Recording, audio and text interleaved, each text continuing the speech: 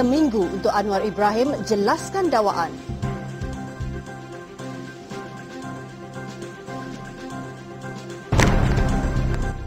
Menjelang pemilihan MCA, khabar angin politik wang mula tersebar.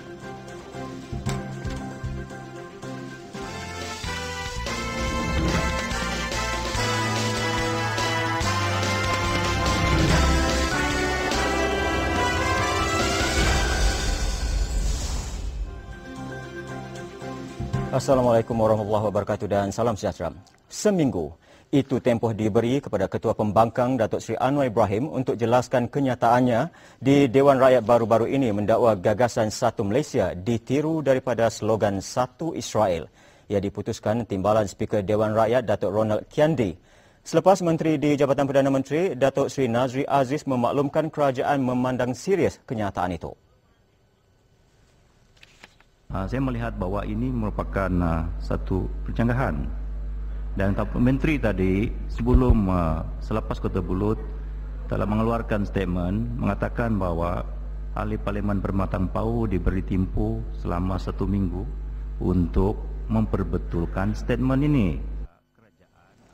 Sama ada akan merujuk Datuk Seri Anwar kepada jawatan kuasa hak dan kebebasan atau tidak, beliau berkata ia akan diputuskan selepas Ketua Pembangkang itu memberi penjelasannya. Sebelum itu, usul supaya Datuk Seri Anwar dihadapkan ke jawatan kuasa terbabit dikemukakan Ahli Parlimen Kota Belud, Datuk Abdul Rahman Dahlan yang mencetuskan kecoh di Dewan Rakyat sehingga hampir sejam 15 minit.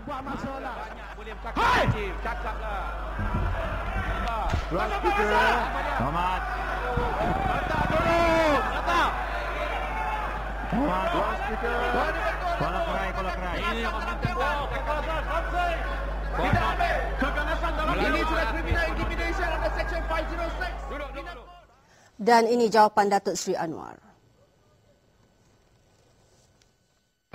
Saya akan bagi penjelasan.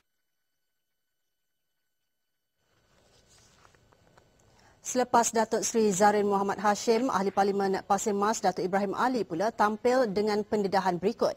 Beliau mendakwa sejuta risalah kini diedar pembangkang bagi mengheret kes liwat Datuk Seri Anwar ke jalanan. Kenapa sebelum pembicaraan dalam mahkamah sekali dia bawa keluar dengan mengeluarkan kenyataan ini dan ditandatangani oleh Saifuddin Nasution. Ini contempt of court. Sebab orang kampung boleh keliru dengan risalah ini.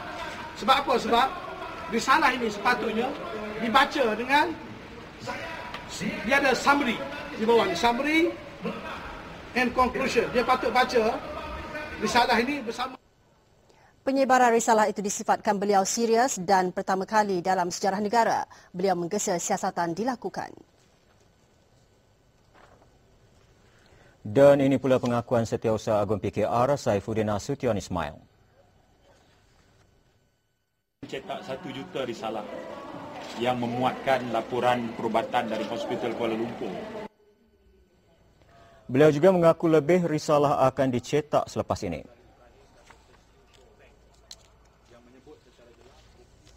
Itu di luar Dewan. Sebelum itu di dalam Dewan, Datuk Ibrahim mendedahkan kandungan surat diterima beliau daripada Ahli Parlimen Australia Michael Denby.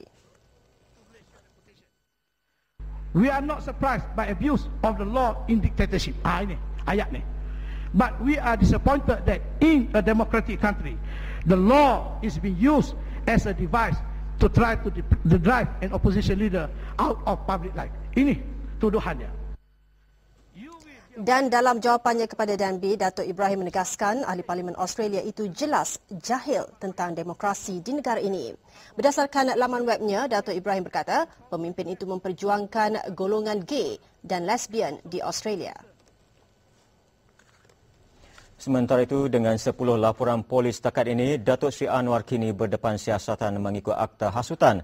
Ia berhubung dakwaan Ahli Parlimen Bayan Baru Datuk Seri Zarin Muhammad Hashim di Parlimen baru-baru ini mengenai Ketua Pembangkang itu menjaja nama yang di-Pertuan Agong dan Angkatan Tentera Malaysia dalam rancangan 16 September.